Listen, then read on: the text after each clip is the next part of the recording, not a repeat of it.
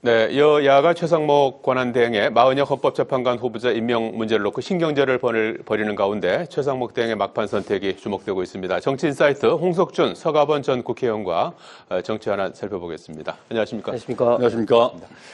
자, 조금 전에 들어온 그 뉴스를 보면은 우원식 국회의장 주재로 오후에 3시 반에 여야 원내대표가 이제 만나기로 했습니다. 아마 지난주에 이제 국정협의회 하려고 했다가 이제 헌법재판소에서 마은혁 후보자를 임명하지 않은 이제 최상목 권한 대행의 거기에 대해서 이제 위헌 판단을 하지 않았습니까? 그래서 이제 이후에 이제 닷새가 지났는데 이제 아직까지 이제 임명하지 않으면서 이제 여야가 지금 상당히 팽팽히 맞서 있는 상황 아니겠습니까? 야당에서는 빨리 이제 임명하라 이렇게 이제 계속해서 촉구하고 있고 여당은 임명하지 말라 이제 이렇게 이제 요구하고 있는 상황 아니겠습니까? 그래서 국정협의회가 또 이제 거기 걸려 있고 또 여당에서는 박수영 의원이 또 단식하고 있고 뭐 그런 상황입니다. 이 문제 어떻게 풀어야 된다고 보십니까? 예, 지금 이 최상목 대행이 대단히 착각을 하고 있거나 아니면은 일부 국민이나 대다수 국민들이 지금 의혹을 제기하고 있는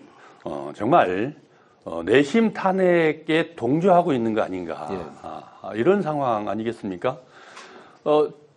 여야 헌법재판소에서 위헌 판결까지 났는데 잘못해서 이제 임명해라고까지 했는데 아직까지도 여전히 여야의 합의를 들먹이고 있고 심지어는 국무회의까지 논의를 해야 된다. 이게 국민의 논의 헌법을 위헌인지 아닌지를 판단하는 최고 기관인 헌법재판소에서 빨리 임명해라라고 이렇게 결정을 했는데 아직까지도 국무회의 타령을 하고 있으면은 여야 합의 타령을 하고 있으면은 이게 어떤 국민이 납득을 할 수가 있고 이 사람이 과연 우리 지금 아무리 대행이지만은 헌법을 수호할 최고 권력자인지 의심할 수밖에 없는 거죠. 심지어는 황교안 박근혜 전 대통령을 탄핵했던 황교안 전 총리까지도 그때 당시에 특검도 다 임명을 했고 그렇지 않습니까? 대행이었죠. 대행이었죠. 대행이었음에도 불구하고 다 특검도 했었고 모든 절차들을 다 이행을 했거든요. 그런 전례가 없는 것도 아닙니다. 그럼에도 불구하고 이렇게 끌고 있는 것은 국민들로부터 충분히 비판받아 마땅하고 그런 의혹이 무색하다. 이렇게밖에 얘기할 수 없겠습니다. 하루빨리 임명해야죠. 오전에 국무회의가 있었고 10시부터 국무회의가 있었고 국무회의에 앞서서 1시간 정도 일찍 국무위원 간담회를 최상목 대행이 주재를 했던 것 같은데 거기서 뭐 특별한 얘기는 나오지 않은 것 같습니다만 이제 숙고 중이다 뭐 그런 것 같아요. 어떤 결론을 내릴 수 있을까요? 지난번에 이제 조한창 정계선 2명의 이제 그 헌법재판관들을 그 최상목 대행이 이제 임명할 때 국무회의석상에서 굉장히 많은 반발이 있었습니다. 왜냐하면 그런 것에 대해서는 좀 국무회의에서 자연스럽게 좀 이야기를 좀 해야 되는데 의견을 도출을 좀 해야 되는데 그렇지 않고 그냥 임명을 한다고 선을 해보니까 그때 당시에 굉장히 좀 반발이 있어서 그때부터 이제 최상목 권한대행이 앞으로 이제 임명을 할 때는 상의를 하겠다고 이야기를 해서 조금 전에 말씀하신 것처럼 좀 간담회를 한 것 같습니다. 일단 이번 마은혁 그 후보자에 대한 헌법재판소의 결정은 뭐 당사자 적격이라든지 기본적인 여러 가지 어떤 절차적 문제가 있음에도 좀 불구하고 권한 침해라는 결정을 내렸기 때문에 뭐 최상목 권한대행도 당연히 이걸 뭐 따를 수밖에 없는 거죠. 그러나 임명권이라는 건 또 재량이 또 수반이 됩니다. 그러니까 이제 시기라든지 그런 것을 좀 생각을 좀 해봐야 되는데 특히 지금은 좀 민감한 게 한덕수 권한대행 총리가 곧 탄핵 그 기각 여부가 이제 결정되지 않습니까? 그런 상황에서 지금 최상목 권한대행이 지금 임명하기는 굉장히 좀 부담스러울 수밖에 없죠. 왜냐하면은 곧 조만간에 들어올 한덕수 권한대행의 어떤 인사권 몫에 대해서 본인이 이제 임명을 하다 보면은 자연스럽게 권한 남용 내지는 또 여러 가지 또 문제가 있을 수 있기 때문에 좀 시간을 좀 기다리는 것 같고. 한덕수 총리가 들어올지 말지 아직은 모르는 거죠. 그렇죠. 그런데 조만간에 이제 그 결론이 이제 난다고 하니까 만약에 탄핵 여론을 보고. 예, 탄핵이 뭐 예를 들면 뭐 인용이 된다면은 뭐 그다음에 최상 권한대행 임명하겠지만 그러나 제가 볼 때는 100% 탄핵이 기각될 가능성이 많기 때문에 예. 그것을 보고 이제 임명 여부를 판단하는 것이 뭐 자연스러울 것 같고 그리고 또 좀 전에 우리 소위님께서 말씀하신 그 문제 특검을 과거에 이제 황교안 총리 대행이 임명했다는 건 그때 당시에 이제 여야가 합의를 해서 특검을 추천했기 때문에 그때 당시에는 이제 권한 대행으로서 특검을 임명한 것이고 지금 상황은 좀 다르다 이 말씀 좀 드리겠습니다. 예. 궁금한 것은 사실 이제 마은혁 후보자를 임명한다 하더라도 이제 지금 8인 체제로 헌재가 지금 운영이 되고 있는데 거기에 결정에는 큰 영향을 미치지 못할 것이라는 전망이 많은데 이렇게 여야가 이렇게 팽팽히 맞서는 이유는 뭐라고 보십니까? 일단 저는 민주당도 속내가 좀 복잡할 것 같습니다. 방금 앵커께서 말씀하신 것처럼 지금 만약에 마은혁 후보자가 들어가게 되면 이제 물론 이제 평의에서 최종적인 결정을 내리겠습니다만은 지금 들어간 마은혁 후보자가 내용을 모르는 상태에서 이게 결정에 참여할 수 있느냐. 그렇다고 해가지고 지금까지 총 11번의 변론기일에 해당되는 관련된 자료를 다 보고 뭐 이렇게 한다면 소위 말해서 어떤 변론 갱신을 통해서 또 시간이 또 굉장히 또 딜레이가 될 수밖에 없는 상황이고 그리고 또 조만간에 4월 18일에는 또 이제 문영배 이미선 재판관이 또 임기가 끝나기 때문에 이런 어떤 문제가 마은혁 후보자가 지금 임명된다 할지라도 굉장히 헌법재판소에서 윤석열 대통령 탄핵 결정에 이르는 시기 문제에 있어서 굉장히 좀 골치 아프기 때문에 민주당도 제가 볼 때는 그렇게 강력하게 주장을 못하는 그런 이면의 배경이 그런 또 속내도 좀 있는 것 같습니다. 네. 자, 그러다 보니까 이 선거 시점에 이제 많은 국민들께서 이제 집중하고 계신 것 같습니다. 이제 3월에 이제 접어들었고요. 특히 이제 우선은 이제 현재로서는 윤석열 대통령에 대한 탄핵 심판 선고가 이달 중에 있을 것이라는 전망이 이제 유력한 상황 아니겠습니까? 그래서 그 전에 이제 탄핵 선고가 금요일에 주로 이루어졌기 때문에 탄핵 선고 시점이 주목되면서 이달에 있을 이제 금요일. 뭐 당장은 이번 주 뭐 금요일 7일도 있고요. 14일, 21일 이렇게 있고요. 그 중에 어느 시점에 선고가 나오는 것이 아닌가 하는 부분. 그다음에 좀 전에 말씀하신 대로 한덕수 총리 탄핵 선고 시점 언제쯤 될까요? 어떻게 예상하십니까? 우선 두 가지죠. 지금 앵커께서 말씀하신 대로 한덕수 총리도 초미의 관심사고 또 윤석열 대통령에 대한 탄핵 선고일도 지금 이제 미룰 수 없는 거 아니겠습니까? 우선 이제 마은혁 헌재 재판관 문제 또 아까 기왕 말씀 주셨으니까 결국 그 임명이 되고 나서 그 선거에 참여할 것인지는 또 헌재에서 판단할 일이거든요. 절차적인 것들을 이행을 해야 될 일이고 좀 한덕수 총리가 들어올지 안 들어올지 모릅니다.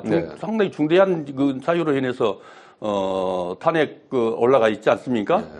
그런 것들인데 그걸 미뤄서 뭐 이렇게 한다는 건 어불성설이고요.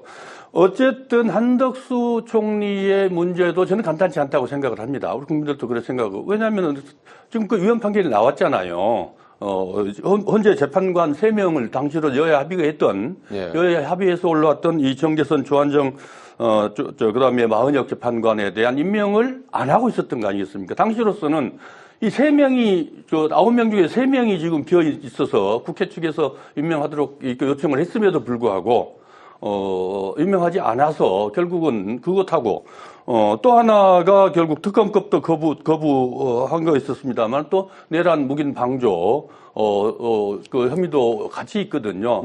이런 것들이 그렇게 간단치 않은 사안들 아니겠습니까? 결론은 어떻게 날지 모르겠습니다만은 뭐 이번 주에 난다라는 게 거의 뭐 많은 생각입니다만은 오히려 지금 윤석열 건들도 크기 때문에 오히려 일괄적으로 해서 그 이후에 결정하는 거 아니냐라는 또 의견들도 있거든요. 길게 이 혼란스러운 상황을 빨리빨리 정리를 하고 가야 될 이런 상황들이지, 이렇게 길게 끌고 갈 상황들은 아니지 않습니까? 또 국민들도 그렇게 돼 있고, 또 여러 가지 지금 그 경제 상황들도 그렇고, 트럼프 이후에 국제 정세, 국제 질서도 복잡하고, 그러면 이제 트럼프 정권이 들어선 지가 얼마인데도, 아직까지 우리 대한민국에서는 동맹국임에도 불구하고 정상 간의 전화 한 통화도 지금 할 수 없는 상황이고 하지 못한 상황이거든요.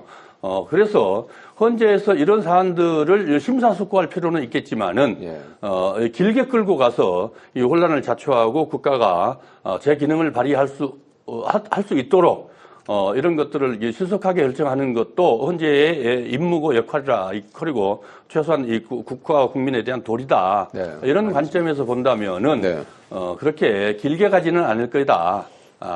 예측한 대로 다음 주 말이나 뭐 이렇게 이런 정도의 통상 박근혜 대통령 때 우리 노무현 대통령 때도 금요일 날 했다면서요?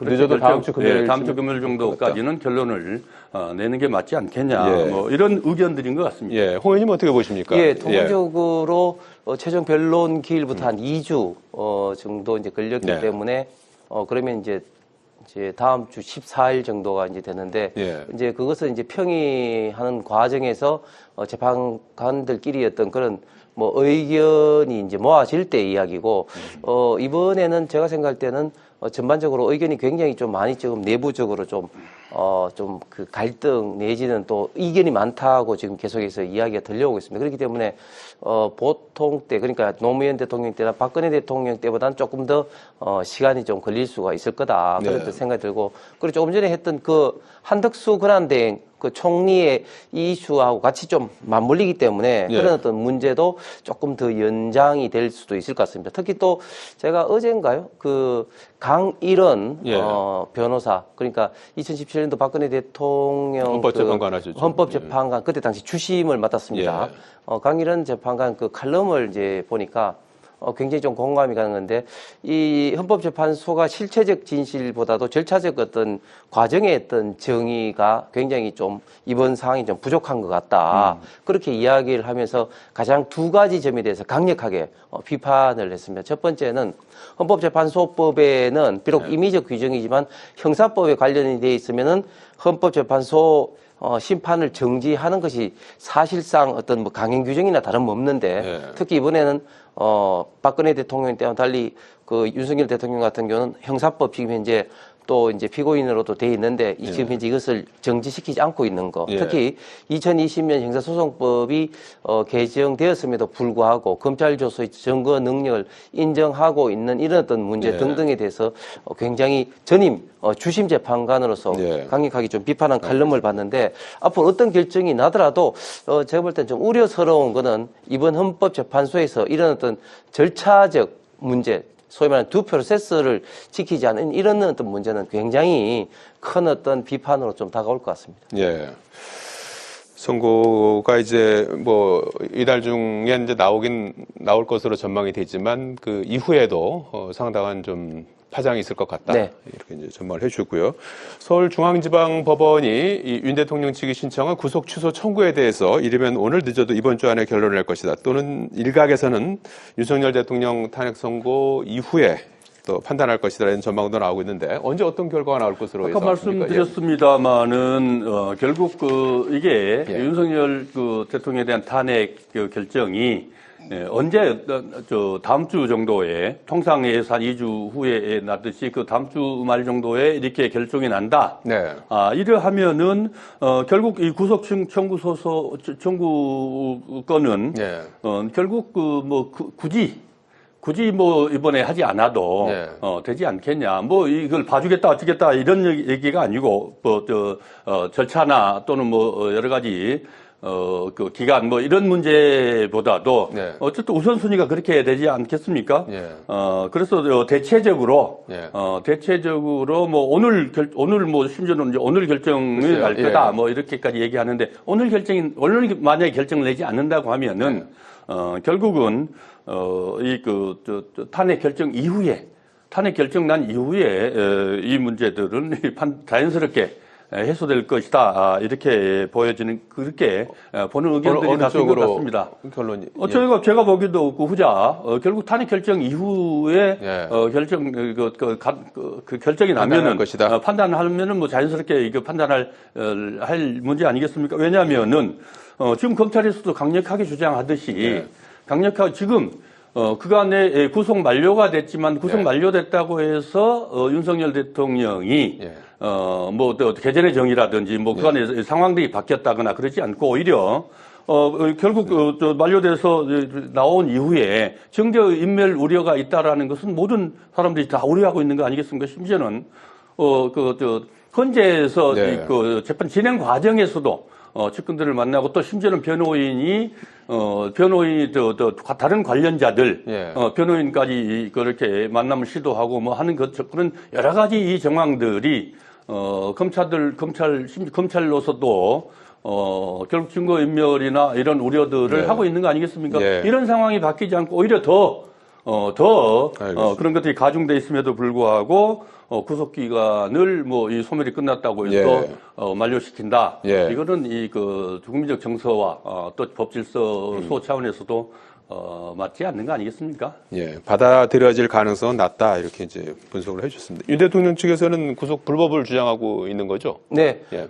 저는 당연히 구속 취소가 될 거라고 보고 그것도 빨리 이루어졌던 원래 이걸 구속 취소 청구가 되면은 이 결정 여부는 하루 이틀 만에 통상적으로 되는 건데 예. 지금도 너무 지금 담당 판사가 지금 시간을 끌고 있는 것 같습니다. 예. 왜 구속 취소가 당장 돼야 되느냐면은 일단 첫 번째 이유는 지금 영장 청구에서부터 지금 이제 문제가 지금 드러나고 있지 않습니까? 지금 공수처가 명백하게 지금 영장 쇼핑을 한 것이 지금 드러나고 있습니다. 일단 통신 영장과 압수수색 영장이 12월 6일, 12월 8일 날 예. 중앙지법에 신청을 했는데 기각당한 것이 지금 드러났습니다. 예. 압수수색 영장이 기각이 되기 때문에 당연히 당시에 공수처에서는 체포영장 이런 것까지도 당연히 기각될 거로 우려를 해서 영장 쇼핑 차원에서 서부지법으로 옮겨간 것은 누가 보더라도 지금 이제 다 지금 알려진 사실이기 때문에 이것은 공수처의 영장 쇼핑이고 알겠습니다. 불법 영장 청구다 이런 네. 것이 이제 지금 드러나고 있고 예. 지금 그렇기 때문에 검찰에서 압수수색을 했고 곧 오동훈 공수처장까지도 지금 이제 소환 조사가 지금 임박했다고 이야기가 예. 들리고 있습니다. 그다음에 두 번째 이유는 증거인멸 관련해서 당시에 이제 영장 담당 판사가 구속 담당 실질심사에서 그 쪽지에 대해서 물었는데 대통령이 당시 쪽지에 대해서 정확한 내용은 몰랐기 때문에 답변을 제대로 못했는데 나중에 알고 보니까 헌법재판소에서 결국 김용현 장관이 최상목 대행한테 이제 주는 거기 때문에 당시 대통령이 이제 몰랐기 때문에 이런 어떤 문제에서도 증거인멸의 그런 어떤 염려가 저는 그 당시에 판사적 시각에서 보면 사라졌다. 그렇기 때문에 저는 원래 불구속 수사라는 대원칙과 아울러 네. 이 지금 이제 국가 원수에 대해서 이렇게 인신을 구속한 상태에서 네, 이렇게 저는 알겠습니다. 해서는 절대 안 된다고 생각합니다. 예, 구속이 취소돼야 된다. 말씀해 주셨고요. 어제 국민의힘 지도부가 대구를 찾아서 박근혜 전 대통령을 예방했습니다. 이 자리에서 박 전 대통령이 무엇보다 여당의 단합을 강조를 했습니다. 그래서 윤 대통령 탄핵 선거를 앞두고 있는 상당히 민감한 시기에 여당 지도부가 이제 대거 예방한 것을 두고 여러 가지 해석이 나오고 있는데 어떻게 보셨습니까? 예, 국민의힘 당 지도부가 과거에 당 소속의 전직 대통령 또 지도자를 만나는 거야 뭐라고 얘기하겠습니까? 예. 그러나 시기적으로 지금 현직 대통령이 탄핵 기간 중에 있는데 다른 사람도 아니고 탄핵에 의해서 대통령직을 물러나게 된 그런 그 분을 찾아가서 예방을 하고 여러 가지 상황들을 의논한다. 이건 참 좀 아이러니가 아니냐. 우리 국민들 좀 의아해하고 혼란스러워하는 것은 사실인 것 같습니다. 그럼에도 불구하고 결국 집권당의 지도부와 전직 대통령이 만났으면은 이 상황에 대해서 국민들에게 조금이라도 좀 유한이 될 수 있는 그런 메시지들이 나왔으면 얼마나 좋았겠냐 싶은데 결국은 오히려 더 분열만 시킨 보도를 보면은 뉴스를 보면은 지금 오히려 집권당 내부에 분열만 촉발시키는 그런 발언들만 지금 나와 있지 않습니까? 심지어는 집권당 대표가 소신이 지나쳐서 사사건건 대립각을 세우는 것은 바람직스럽지 않다. 이거 가지고 지금 한동훈 전 대표 측에서는 이 호떡집에 불이 나 있는 거 아니겠습니까? 예. 이 갈라치기도 이런 갈라치기가 없다. 심지어는 과거에 특검 때 네. 박근혜 대통령을 수사뿐만 아니고 법정에서 마주 최후 구형까지 했던 사람이 한동훈 예. 검사였지 않습니까? 그것에 대한 아직까지도 그 반감, 그것에 대한 이 반감이 녹아 있는 발언이다. 뭐 이렇게까지 하면서 비난하고 있고 비판하고 있고 지금 뭐 목소리를 높이고 있는데 네. 이 국면에 집권당이 하나가 돼서 국민들을 좀 안심시키고 국민들에 대해서 뭔가 우리 국민들이 믿고 믿을 수 있는 그런 정도의 이 사안은 아닐지라도 최소한 집권당 내부에서조차도 이렇게 분란을 일으키는 이 만남 모임이 과연 이 정상적이고 바람직스럽냐, 참 개탄스럽다, 이 말밖에 드릴 말이 없습니다. 네. 홍 의원님 어떻게 평가해요? 예, 성과가 있었다고 좀 보십니까? 예, 아무래도 민주당은 정말 자주 노무현 대통령 사저라든지 특히 문재인 대통령 가서 이제 방문을 좀 하면서 의견도 청취하고 합니다만은 우파 진영에서는 사실 그렇게 자주 예방하는 편은 아니죠. 그럼에도 불구하고 이번에 권영세 신임 비대위원장 바뀌면서 예방을 하는 차원에서 갔는데 이번에 박근혜 대통령에서 아주 좀 짧지만 아주 의미 있는, 그러니까 윤석열 대통령이 옥중 구속돼서 참 이제 안타깝게 생각하면서 이제 집권당이 단합해야 된다. 근데 집권당이 단합해야 되는 이유는 좀 이제 소위님께서 말씀하신 어떤 국민들의 어떤 그런 역할을 하기 위해서 이제 해야 되는데, 특히 집권당 내에서 관계되는 어떤 사람들이 자기 어떤 정치적 소신으로 목소리를 내므로써 어렵게 한다. 곧 그것은 어떻게 보면 좀 일타상피적 어떤 그런 어떤 비유적 표현이 아니겠냐. 결국은 직접적으로는 지금 현재는 한동훈 대표이기도 하지만 또 그 이전에는 또 유승민 대표까지 어떻게 보면 박근혜 대통령 어떤 가슴에 담아 있는 말씀을 아주 짧지만 강력하게 하신 것 같습니다. 알겠습니다. 여권의 단합, 그걸 뛰어넘는 또 통합까지, 국민 통합까지 기대해 보겠습니다. 여기까지 듣겠습니다. 고맙습니다. 감사합니다. 고맙습니다.